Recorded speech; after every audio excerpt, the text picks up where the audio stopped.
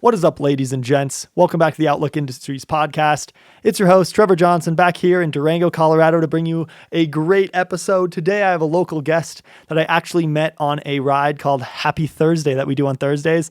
We dress up, and just ride around Durango, and it's such a great time. I've been doing it for like 4 weeks now, and it's just, I've met so many great people, and there's so many people in this town that actually stay here after they've graduated college, which I haven't seen the other places I've lived. So it's just like really cool, a cool environment to be a part of. So today I brought in Bodewes. I met him on that ride, and we got to talking, and he is actually an inventor and has this product that he's been working on. He's a mechanical engineer out of school, but he saw this problem and he's like, yo, it's ugly to have a speaker just like sitting in your room.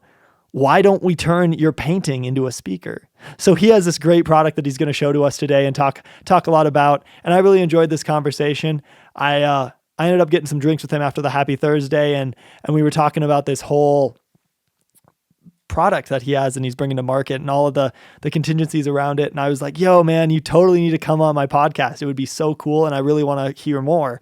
So I just got him in here today, and we just finished up the podcast. So it is really entertaining, and there's a whole bunch of good information that I didn't know about, like starting a patent and like starting a business and creating a product and all the different things that go along with that. And I found that really interesting, along with, he is also an endurance athlete. So he just did the Colorado Trail like a few weeks back. And that is from Durango, Colorado to Denver through the Rocky Mountains. And the record is on that trail is 3 days, like 23 hours. Like it's close to 4 days. It's just under 4 days. And he just finished it in 4 days and 11 hours and some change, which is insane. He said he slept for like 7 hours. So I'll let him talk more about that, but there's some really cool pieces in this podcast and you guys are really going to enjoy it. So welcome to the Outlook Industries podcast, and let's get right into the episode. It's the Outlook Podcast. We're here at the Outlook Podcast. Just we're here. We're talking to cool people.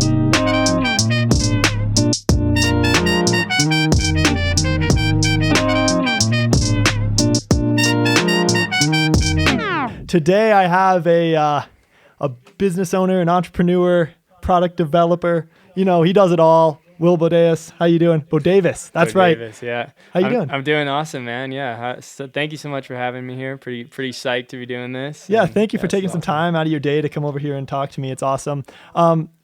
First, let's kind of talk about what your product is and how you started it. Sure. Let's go there. Yeah, so I'll start at the beginning and then kind of work through it. So basically in my college apartment basement, I kind of invented a technology that, what I didn't really know what its application was for at the time, but it's called distributed mode loudspeaker technology. And what it allows you to do is it allows you to transform like something into a speaker. And so I kind of was thinking about like kind of customer pain points, and I realized that the problem with a lot of speakers is that they're big and they're ugly and they take up a lot of space. And so we often like neglect speakers from the rooms that we use the most because, we don't want to have to look at it, Yeah. And so I was like, well, what if there was a way to create a speaker that, was invisible and like kind of hung on your wall. And so that's kind of what I created. And so what I have here, and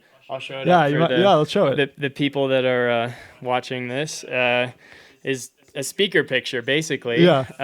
And so what it is it is a picture frame. It is not a speaker, and that is why it's awesome. Right. So you hang it on your wall and you look at it, and it looks exactly like a canvas wrapped photograph, and then you start playing music out of it, and it sounds like a pretty quality speaker. Yeah. And so that's what I've been working on. I'm a mechanical engineer. In my background, I graduated from the University of New Hampshire. Cool. And then I've kind of moved on to this, and I've been working on it for a year and a half now, and then really focusing on the business more recently. When I talked to you before, you were telling a story about how you kind of came across the problem that needed solving, which is usually what these products lead to, or like where you get the idea is solving a problem, of course. So What was that situation? Right. Yeah. So basically, what had happened was I moved into my my college apartment like. Yeah, I think it was like 3 years ago now. And, I had this big setup of speakers and stands and amplifiers and everything. And so I set up this whole system across my apartment into like the kitchen and the living space and everything. Yeah. And my roommate showed up like 4 hours after I spent like 4 hours wiring up. And they're like, dude, you got to take this down. Like this, like we need to cook somewhere. Like we need to like sit down somewhere. You can't have speakers everywhere. And I was like, what do you mean? Like I need to like listen to good music. And they're like, no, like get like a crappy Bluetooth speaker. And I was like, well, like, no, I don't want to do that. Yeah. So you decided that, so you looked around and you're like, what can I turn into a speaker? Yeah. So that was when I realized the problem. And at the time I was just annoyed, Yeah. And then I kind of stumbled onto this technology and started really working with it. And I thought, well, like there might be some potential here. Yeah. And so that's, kind of when I started moving into okay, let's see if we can, like, if this will really work. And there's been a lot of challenges along the way, just because of the characteristics of this specific technology that I've been developing and using. And so, but we've overcome a lot of them, and now we're like we've ran a beta test previously, and now we're moving into like more of the production, and pretty soon in a couple weeks here we're gonna open it up because we feel confident about our product here. Yeah, that's awesome. Yeah, I've just heard it for the first time right before this podcast, and it's such a cool technology, and I love how it works. So I was really happy to have Will on here to talk about it. We'll talk more about your product here in a moment, but I want to talk a little bit more about you and how you got started. Like, where did you go to college? Where did you grow up? Let's actually start there. Start at the beginning. Start at the way at the beginning. Yeah. So I grew up in rural Wisconsin in a town called Hazelhurst. Which doesn't even have a stoplight. So it was very rural. And I got into cross-country skiing. So I was a big cross-country skier and actually got recruited by the University of New Hampshire. And so I competed Division I in cross-country skiing there, got a mechanical engineering degree, and actually was pretty fortunate to be able to compete in the NCAA championships out there. Wow. So yeah, so I skiing has like been my life, and like, just kind of athletics and different like endurance kind of cycling events that maybe we'll talk about in a little bit. Yeah. But that's kind of been, what I was passionate about. And I've always, been interested in like entrepreneurship. I think it's just like such a cool, like it's just the coolest thing to me to be able to have an idea or a problem and create something yourself and be like, I made this, like nobody else does this, and like I can take it to market and I can sell. And I thought that was the coolest thing my whole life, and I never really knew what to put that in. So I got a background in mechanical engineering so I could understand, the design behind it. Yeah. And then, how to do that part, and then the business piece I've been learning as I go along. And I moved out here to Durango like 2 years ago. Oh, okay. And I got accepted into the Accelerator program, which is a rural accelerator program out of the Southwest. So it's the Four Corners kind of area. Actually, it's kind of a funny story behind how I got into that. So of course, I didn't know about this. I created this product and was planning on doing like a Kickstarter, and I had all these different plans. And so I went into the Small Business Development Center, and they're like, hey, like this program just kicked off called Scape, like you should definitely like see if you could get into it. And so I was like, okay, like I don't know what this is. So I did some Googling. I was like, well, this seems really sick. And I was like, I showed it to the like director, and I was like, hey, do you think I could be a part of this? And she's like, well, like there's an application deadline, and you already missed the application deadline, and like we have like between 50 to 100 companies that like try to get in, and like these are like serious companies, like some of them have millions of dollars in revenue right now. Wow. And so I was like, but she's like, I really like the product, because I brought it in, and she's like, I really like the product, and I think, they might be able to hear you. And so basically, a week later, she's like, yeah, like you can pitch to this group of investors and mentors at the Escape program, and if they let you in, like you can do it. And I thought there was no way I was going to get in, so I basically like stayed up for, like got like, I don't know, very, very little sleep. Couple hours. A couple hours of sleep. And I worked on this like pitch presentation to these investors. And I remember so nervous before it, because I was just like panicking. And then then I got the presentation, and then I went calm, and I showed up to this Zoom meeting, and there's like 50 people. Wow, there was like what? all these like old like people, like sophisticated looking investors, and I was there like, so I have this like speaker, and so I get the presentation, and they let me in so they only take 6 companies, and they added our company, Spoke Sound, in as a 7th company, which I think is the first time in the history of the program, which was really awesome. And I've been like basically mentored from them, and then I recently on Monday, what is today? Is today Tuesday? Today's Tuesday. So yesterday I gave like my final pitch to like kind of look for investment and stuff like that. And so that's going to be all featured at the Startup Showcase, which is on September 23rd. So there's a bunch of, I think there's 10 different companies, because they have companies from previous rounds that are presenting and kind of showing their idea, and just looking for investment as well. And they invite kind of anybody to go check that out. So that's on the 23rd. You can sign up on the Scape website. So SCAPE. I think it's scape.com or Scape, something like that. But yeah, you can see like sign up for the showcase. So if anyone out there is interested in that, that's a cool. Yeah, cool that's thing so happening. cool. Yeah. So is that, what does Scape do actually? Like, right. Do you know the history behind like what Scape does? I don't know the history, but I know that they've been a very successful accelerator program. So maybe I'll step back a little bit and talk about like what an accelerator program is. And so there's all sorts of different accelerator programs like around the US, and basically kind of what it is a bunch of people with money get together and are like, hey, like I want to help either develop businesses in this area, which is part of Scape's focus. And then part of it's like, I want to make more money. And so they created an accelerator program where they set these companies up for success. And then if they, they'll invest in them because they know that they have that background. They know they have, everything they need to invest in them basically. And so the Escape one was 6 months, and they, teach you everything from different marketing strategies to like how to set up like a corporation properly, how to, do all these different legal and other things that like, most people like myself just wouldn't know how to do. So that's their kind of focus. And this accelerator is unique because, it's trying to bring, money into rural Colorado. It's trying to bring, business into here, and as well as, people invest and they want to make money off of their investments. And so they've had some really successful companies come out of here.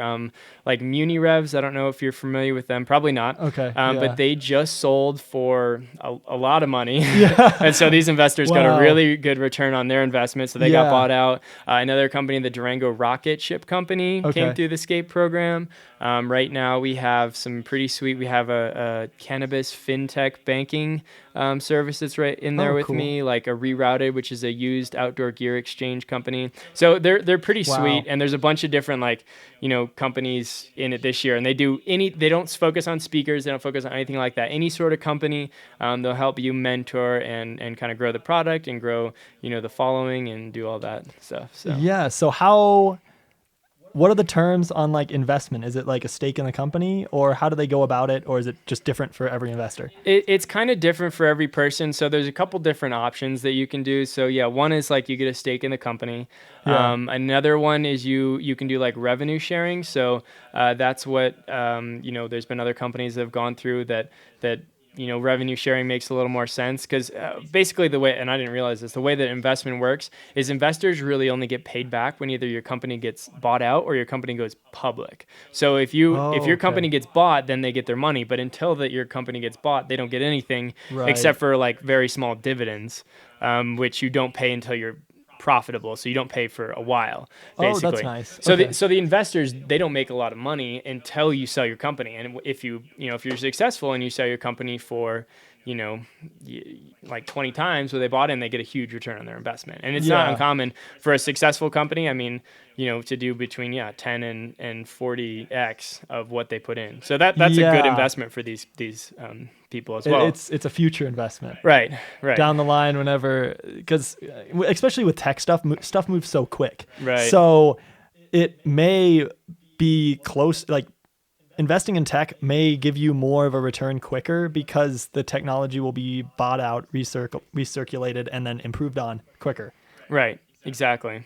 Yeah, and they love, these people, they have all different backgrounds, and there's good and bad things about getting investors into your company. Is one, like they have money in the company, Yeah. and so they are, they're on you. They're like, all right, you should be doing this. Like, you need to be doing this. And they have a whole bunch of different ideas and, things in different ways that you can go. So there's good and bad things to having investors. Yeah. The one is you can raise the capital. And I think that that's like a big plus. But Yeah. Are they going to push you to sell your company then?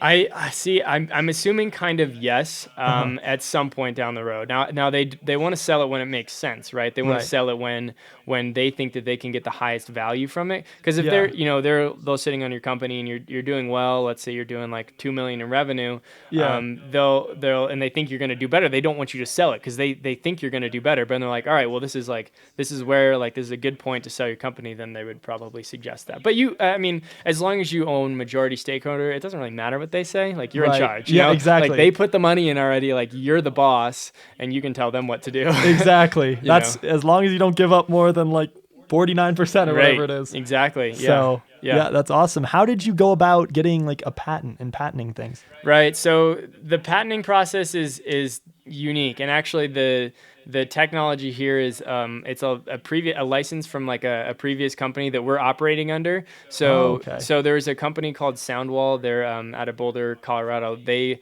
made these similar speakers, but they were selling them for like $1,000 to $1,500 a speaker. Wow. Which is way higher than we were selling them. And so they tried this technology. They raised a lot of money in funding, and then they kind of fizzled out, and their investors took a loss, and they decided not to keep going with it. And so they licensed the technology to us, so we have an exclusive license, so we're the only people that can make it. And then we've expanded on that technology as well. And we have some things that we're kind of keeping trade secrets right now. Right. That we haven't patented, because if you've looked into patenting, patents cost between $10,000 and $20,000. Wow. Like, they're expensive. And it's a process, isn't it? And it is. It's a really long process. And it requires a lot of lawyers and a lot of legal fees. And so there's a lot that goes into it. And so what they say, and this is what I actually talked to like a patent expert, is if there's anyone out here interested in like patents and stuff like that, and they're thinking about going that route, patents shouldn't be your first step. Patents are something that you go after once you're really confident about something. There's something called a provisional patent. I don't know if you've heard of it. Yeah. No. So a provisional patent, basically what it does is that if you can submit it yourself, you write the code, you describe your invention, describe what you have just in writing, and you submit it. And what it does is it puts a stamp on that. And so when you send it in that date, then basically your idea is like, I had this idea at this point. And so when you go back to patent that up to a year later, and somebody else, like let's say they submitted a patent application after, you're like, no, like I had this first, like I get this patent. So that's if anyone out, does that make sense? Yeah, that makes sense. Okay. If anyone out there is looking at patenting, do that first. Don't spend all your money on a lawyer. It's dibs on a patent. Right. It's dibs on a patent. And if you think you really have something worth patenting, then do that. And then, make sure you have all your ducks in a line. Does and that have the cost funding. money? I think it's like a couple $100, maybe at the most. At the most, it's a couple $100. But it's not, it's not cheap, but it's way cheaper than getting a patent. But so say somebody's trying to patent that technology, and you have that provisional patent. Mm-hmm. How do they like call you, or does somebody call you and tell you that they're trying to get a patent? Nope, nobody actually knows. So nobody knows that you have that provisional patent until you go to file your second patent. So so let's say that I file a provisional patent, and then 2 weeks later you come in and you file a patent application. So there's a difference between the two. You file a patent application.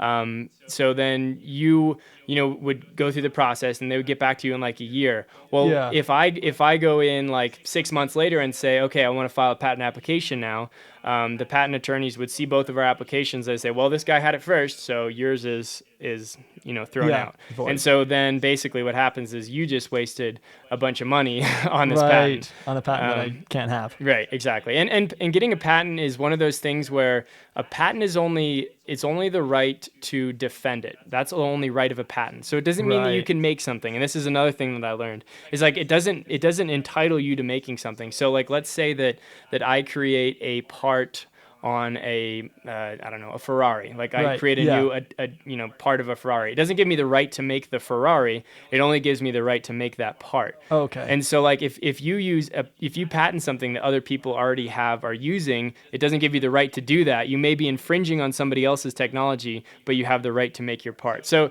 Interesting. it's not as good of a deal as many people think. Yeah. That being said, if you're looking at like for investor point of view, they want you to have something that you can protect, right? So they want you to have like what they call a intellectual property moat, basically of like, okay, well if you try to do this, we have the right to sue you. But somebody like you can go infringe on my technology all day long, and if I don't have $20,000 to $100,000 to sue you with, it doesn't mean a thing. Exactly. So that's the interesting thing about patents is. So it's whoever gets to the point where they can start suing everybody. Right. That's when they matter, which is really interesting, Yeah. And I think that like in an early stage company, you should be looking more into provisional patents. Say we have technology that we can patent. We need funding. You want to spend other people's money on that patent, right? Exactly. Unless you're independently wealthy and have a bunch of money to spend. But yeah, what kind of when making your product? What kind of roadblocks did you run into? Oh, what were man. the biggest ones? So there's been, a ton of different, I mean, I've never like developed a product before, like I'm an engineer, but like this is all new to me. And I was doing a lot of electronics work and stuff like that. And so probably the first big roadblock that I have, and this is where we have some of those trade secrets, is the distributed mode loudspeakers. When you hang them up against the wall, they have this interesting principle where the sound waves bounce back and then they reflect. And so they basically cancel a lot of the bass. Oh, yeah. And they also will create like off frequencies, so you'll get like something that will sound like a I don't know, some noise that will sound off, and so they don't sound right. So you get cancellation of some frequencies, and you'll get amplification of others, and it doesn't. It sounds like kind of like a tin can, like you're listening acoustic stuff. Yeah, like you tape your phone to the wall, like that's kind of what it sounds like. Right. And so overcoming some of those challenges, that took a long time to figure that out, and because I mean that's the part of the reason I think why these speakers haven't been seen as applications before is because people haven't figured that out. They throw them up against the wall and they're like, well, this sounds like crap. Because it bounced back and then vibrate off the wall. Right. And then you get a lot of feedback, not feedback, but kind of reverberation. What is it called? Competing frequencies, something like that. Yeah, sure.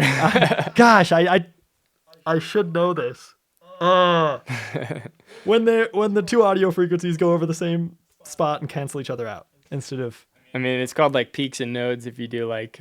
There we go. Yeah. Is that what you're talking about? That's what I'm talking about. And I think I'm talking about either magnet or something. I took some engineering classes a couple years ago. Like I remember this stuff, but right. Yeah. So how was going to school in New Hampshire? It was good. Yeah. I'm a big, like, I didn't know it because I grew up in Wisconsin, but I really love to surf. And so you can surf out there. So I have, a thick wetsuit and it was awesome. And you're like, wait, you moved to Colorado where you can't surf? Yeah. Like, well, you're wrong. There's a river wave downtown there that really? I actually surf on, and I'll go all the time when the river's good. So that's like, awesome. That's my little like surfing escape here. That's so cool. Yeah. Because like, how do you end up in Durango? That's really my question for you. Yeah. Well, actually, my parents moved out here like 4 years ago, and I never really spent any time. And I was like, this place is sick because, I was always training for skiing. So I'd spend like a couple weekends over the summer or like, maybe a couple weeks. And but I never really got spending time. And I knew this place is awesome. I mean, there's so many cool. Everything is like super cool. The mountains are amazing, and this is like one of those places where not a lot of people go. And so I was just drawn to it, and I wanted to spend more time here. And I came to Durango, expecting to be here for like maybe a year, and I got into this Accelerator program, and I was like, well, I'm staying a little longer, and I just obviously like everyone else here is falling in love with like just this place because I'm a huge like mountain biker and hiking and I think this is an appropriate time to talk about your Colorado trail race. Right. That's so sick. Yeah, you took second place, right? Yeah, I got second That's place. crazy. Yeah. So you want me to give some background? Yeah, go for it. All right. I feel like I'm just talking the whole time. So you can that's whenever. kind of the point. No, I guess honestly. that is a podcast. Yeah. So, yeah. Okay.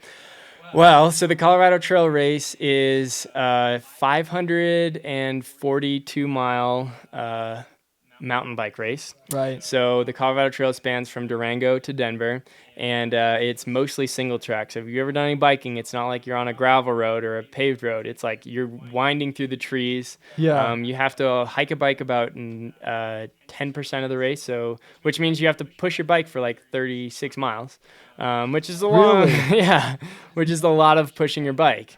Wow. And so basically what the Colorado Trail race is just a bunch of like, I think it was like 75 people, just crazy people that decide that they need to push themselves to the absolute limit. And it's one of these things where you have to carry all of everything on your bike, and there's no support allowed, and you're like no requirement to stop.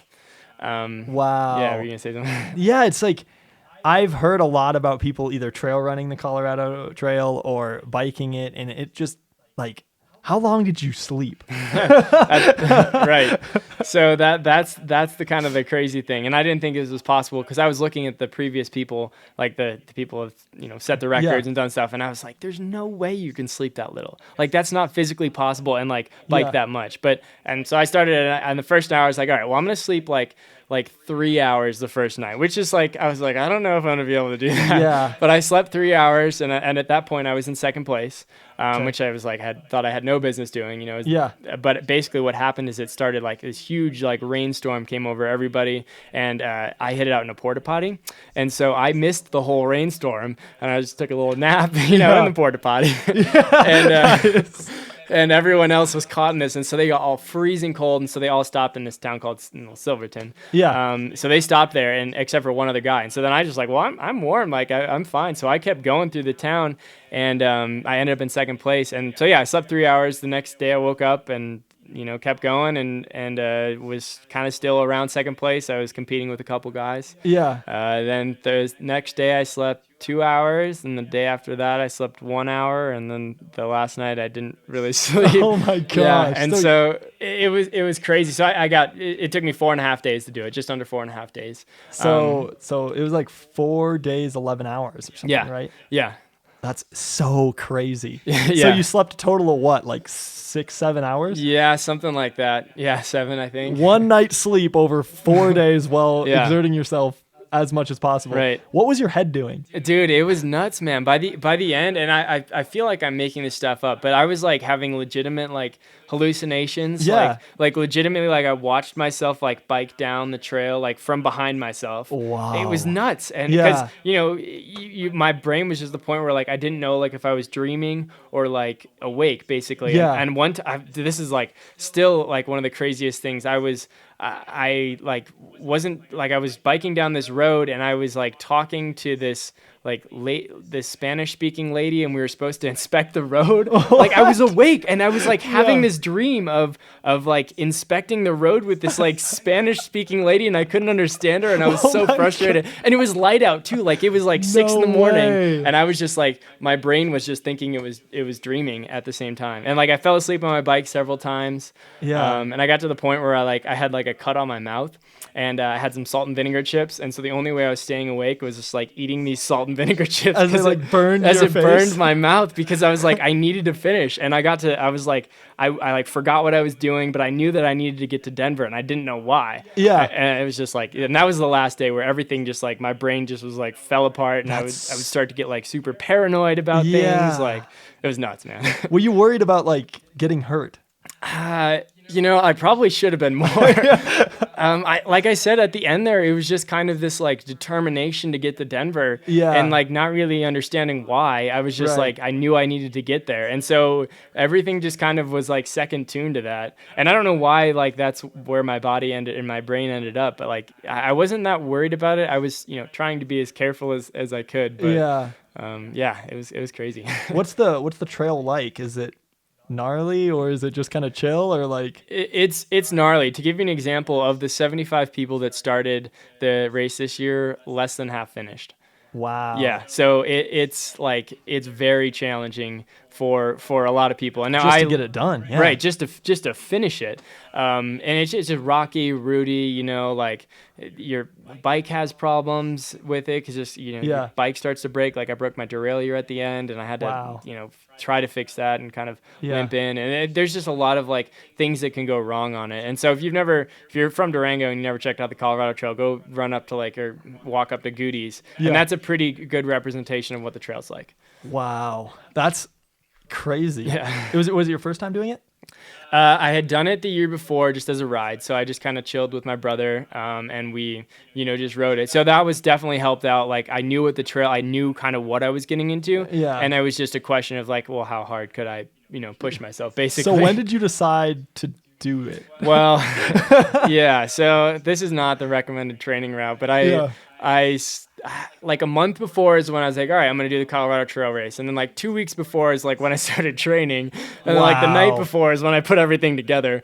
Cause I've been working on this business, 12 to plus hours a day. Yeah. And so I haven't had a lot of time to, spend training and preparing for this. I mean, like most of the guys that I was surrounded with, are sponsored athletes. Right. Like that's what they are. They are competitive cyclists, endurance cyclists. They, that's they what are they do. crazy cyclist people. Right. They're crazy. Like that's what they do, and that's all they do. And I was out there, and I'm sure everyone was like, "Who is this kid? Like he has no business being here," And but I was able to finish, and I think I would say probably 50% of that comes down to luck that something didn't go wrong with my bike or my health or an injury or anything like that. And well, you found that porta potty. Yeah, and I found that porta potty. Saved me at the beginning there. That's awesome. Do you think you're gonna do it again? See, that's the question. I've thought about it, man. I've thought about it. It really depends on where Spoke Sound takes me. Right. The problem with doing those races is you get done, you're like, oh, I could have like done these things and I could have done it faster, Yeah. And so there's always that. And if I did it again, I'd probably go for the record. And I wasn't that far off of it. What is the record? It's just under 4 days. So yeah, so it's like 4 days and 20 something hours. Or 3 days, 3 days and 20 something hours. So what are you thinking? You're like, I could sleep less in the beginning. Yeah. Well, if you think about it, if you sleep less, then you can bike more and then you finish sooner, so you can sleep more. So there's kind of that balance, because I mean, basically if you were to finish it in like just under 4 days, you'd miss that last night of like, you wouldn't have to go through that last night, which I had to go through, which was where like it all kind of fell apart on me, Yeah, because you're riding in the dark, right? And your brain is just scrambled eggs, basically. And so that's kind of my thought is like, well, if you sleep less in the beginning, you sleep an hour every night, something like that. Yeah. Maybe that would be more of a better strategy. But it's scary to do that. I mean, it's dangerous to get get hurt. Like you push yourself to the absolute max, and when you're that tired biking down some of that challenging terrain, it can be dangerous, Yeah, oh, for sure. What did the guy with the record do? Do you know? Well, the guy, actually I do. And this is an interesting story. So the guy that holds the current record from Durango to Denver, his name is Jesse something, I don't know. Yeah. But he was on LSD the whole time. Wow. Yep. So he took, this is all rumored, but I've had it on pretty good authority that this is what everybody basically says. They're like, he was microdosing on LSD, so he didn't have to sleep. So he slept 1 hour and then just basically was just high the entire time and didn't sleep. So he just put himself in that dream state immediately, and he was like, let's go. And so he just did that. And I don't know how you do that. I don't know how you I don't know how you ride a bike for right. that long on acid. Right. I know. That's crazy. Yeah, so he was just microdosing, and I guess that worked out for him. But crazy. Yeah, I can't imagine what the experiences that guy must have had, Yeah, like tripping on acid, and and your brain's going to scrambled eggs at the same time. Yeah. So it's interesting. So that's the guy who holds the record. Have you done any other endurance bike things? I have, actually, and this is I did what's called the Tour Divide race. Have you heard of it? I have not. Okay, well, it's a 2,700 mile bike race. Wow. From Canada to Mexico, and I did that one when I was 17. It's also a mountain bike. I was 17 years old, which is pretty young. Yeah. And I set the record for the youngest person to ever do it, and finished 9th. So that was my So this is my third bike race I've ever done. was the So Colorado yeah, Trail. so the Colorado Trail's like a piece of cake if you've gone from Canada to Mexico. Yeah, something like that. So What time of year was it? So it started June 13th, and it took me 17 days, 10 hours, and 11 minutes. Wow. Yeah, and so that was something. 17 days. Yeah. To go all the way. Yeah. That's a long time. Yeah. It's a long time, but it feels like it should take longer. Right. Well, and it's mountain bike too, so it's not Where's a road the bike. route? It basically follows the Continental Divide. So Oh, it's okay. got over 200,000 feet of elevation gain, which is like climbing Mount Everest like 20 something times. Yeah. Or- There's tons of elevation. Yeah. Not 20. So does it kind of like go downhill or follow a river or something? Or No, it like basically crosses. So the Continental Divide is the mountain range that separates the watershed. So all Yeah. the rain that flows to the east, whatever. And so it just like zigzags up and over those mountains the whole way, and it just follows gravel roads basically the whole way. Wow. So yeah, it's another crazy one. so did you go through Arizona? No, you do Idaho, Montana, Idaho, Wyoming, Colorado, and New Mexico. Oh, right. Okay. Yep. So that's the route, and then you finish right on the border of Mexico, and you start in Banff, Canada. So you have right. another 250 miles or so before you get to the U.S. Wow. Cool. Yeah, that was nuts. That is insane. So what did you do with skiing and stuff then? Yeah, so cross country skiing, it's just been something I've been doing my whole life, really. Yeah. And I was, I like the endurance sports. That's something Right. kind of where I shine, because I think it's something where, it's a lot more like in your It's head. meant, you're Yeah. battling this. You're Right. not battling this. Right. And that's something that I feel like I have a little more control over Yeah. than, some of these other like sprinting and stuff like that, which it's just a lot of it is just different. Training. It's different kind of training, Yeah. It's all different, but that's just kind of where I've done better. What headspace do you put yourself in when you're doing these endurance things? That's a good question. I don't know. I think that you try to not focus. I think the best way that I've ever found, like when you do these long endurance races, is if you look at how far you have to go, that's the worst thing you can do. Yeah. You have to break things down and really take things like one step at a time. And so, it's like you take even like mile at a time, like pedal at a time, whatever you have to do. Say, all right, I only got to worry about making it right here. And I think Yeah. when you start asking yourself that question of not like, okay, can I do this? But like, can I take the next step? It's like And when- next tree, next Right. tree, next turn. Exactly. Yeah. When you break things down like that, I think you're able to accomplish so much more. It's like, all right, well, you look at something like, like doing the Colorado Trail race, you're like, there's no way I can do that. But then you're like, all right, well, all I have to do is not sleep for 15 more minutes. And then Yeah. you get to 15 more minutes, like all I have to do is not sleep for 15 more minutes. And you just Right. keep doing that to yourself. And eventually, you end up getting it done. Do you ever like end up arguing with yourself in your head about like if you should stop and stuff? Yeah, all the time. I mean, there's a lot of times where you get where you're like, I don't want to be doing this. I'm like, this is horrible. Like, I don't want to Yeah. be doing it. And I don't know what it is that keeps me going. I don't know Right. why, like I'm able to just keep going. I think honestly, it's probably just breaking it down. Yeah. It's just by saying, okay, well, like this is horrible. This is the worst thing ever. But like, can I do 15? Like physically and mentally, can I do 15 more minutes? And I'll Yeah. say, well, I'll tell myself, yeah, I can. And eventually, you get to the point where you surpass that, whatever obstacle you're at, and then Yeah. you keep going. And so that's kind of I think what my strategy is just like, well, this sucks. I want to quit. I'm gonna do 15 more minutes or 5 more minutes or whatever you have to break it down The to. interval is, do you Right. do a lot of meditation and yoga and stuff like that? You'd think I would. I actually don't, and I've been wanting to. I think mindfulness is super important. Yeah, I'm like, you have all like this wisdom and like controlling your mind. I Right. think that you'd be like a master of meditation. So. I don't know. Like I feel like I do it when I work out. Right. And I think like for me, like when I run, like my brain turns off and I just like am focusing. Like I don't know how to explain it, but I just kind of enter into this different state where I'll like work on problems. Like a lot of times I'll go for a run and I'll figure out like the answer to the problem that I've been having and when I come back from it, which is Oh, like my nice. brain just kind of like works on in the background. So I don't do practice mindfulness. I do think it's important. Yeah. But I don't know. I think athletics and like exercise is really important to me, and that's my route of it. Sweet. Where do you see yourself in 10 years? In 10 years, man, that's a hard question. Yeah. I don't know, man. I'm not a very good, I like to take things as they come, you know, and I think that's course. been a good skill with this pandemic happening. Yeah, you have to. You Right, have to. right. And that's something that everybody, it's like you have to, like right now for us, like we're the kids getting screwed over the most. Yeah, exactly. Is all the changes happening to us? Whereas like if you're 50 years old and you're working, you already have your wealth or your it's retirement. Like or everything's kind of fine, but everything has been changing. And so I was actually supposed to get